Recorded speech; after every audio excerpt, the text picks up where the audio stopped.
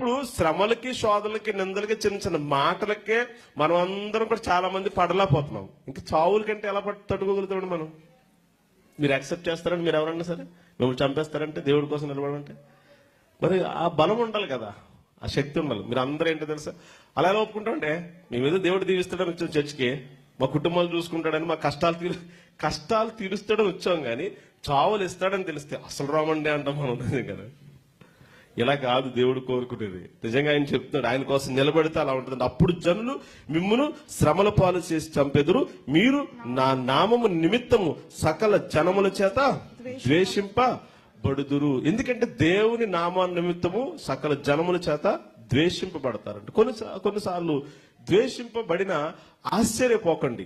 ఎందుకు ద్వేషింపబడతామంటే, మనుషులు చుట్టూ ఉన్న వాళ్ళలో ఆత్మీయంగా ఉన్నవాళ్ళు 10 మంది వేసుకోండి, లోకానుసారంగా ఉన్నవాళ్ళు 90 మంది వేసుకోండి. లోకానుసారంగా ఉన్న వాళ్ళకి, ఆత్మీయంగా ఉన్న వాళ్ళు అంటే కొంచెం గ్రడ్జ్ ఉంటుంది, అంటే కొంచెం వాళ్ళ మనసులో ఈర్ష్య ఉంటుంది, అసూయ ఉంటుంది. అప్పుడు వాళ్ళకి ద్వేషం పెరుగుతుంది. ద్వేషం పెరిగి కాస్త మాటల ద్వారా వదులుతారనమాట, లేకపోతే చేతల ద్వారా ముందుకు వస్తారనమాట.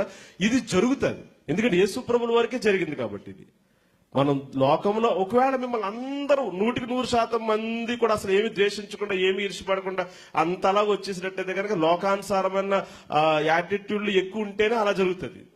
దైవికంగా ఉన్నవాడు ఖచ్చితంగా దైవికంగా లేని వారి చేత ఎంతో కొంత వాళ్ళు అసూయ గాని, ఈర్ష్య గాని మన మీద పడుతుంది. చూడండి, యోహాను సువార్తలో 15వ అధ్యాయంలో 18వ వచనంలో, యోహాను సువార్త 15వ అధ్యాయంలో 18వ వచనం చూద్దాం. లోకము మిమ్మల్ని ద్వేషించిన ఎడల మీకంటే ముందుగా నన్ను ద్వేషించనని మీరు ఎరుగుదురు.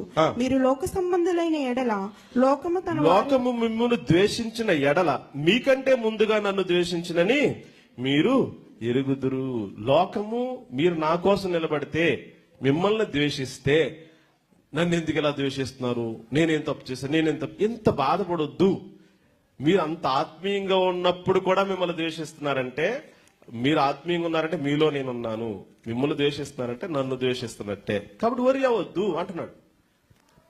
మనం ఎప్పుడు వరి అవుతాం అంటే, మనలో దేవుడు లేనప్పుడే మనం లోకానుసారంగా ఉన్నాం కాబట్టి, సగం ఉన్నాం కాబట్టి భయపడతాం. పూర్తిగా దేవుడు మాత్రం దేవుడికి అప్పగించుకోగలుగుతాం. చెప్తున్నాడు ఆయన, చదవండి మళ్ళీ.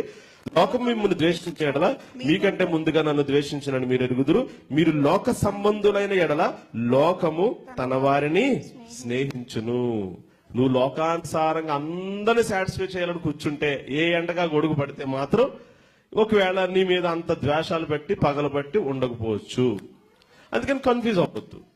దైవికంగా ఉన్నప్పుడు ఎవరైనా ద్వేషిస్తే కన్ఫ్యూజ్ అవ్వకూడదు. మీరు లోక సంబంధులైన ఎడల లోకము తన వారిని స్నేహించును. అయితే మీరు లోక సంబంధులు కారు, నేను మిమ్మల్ని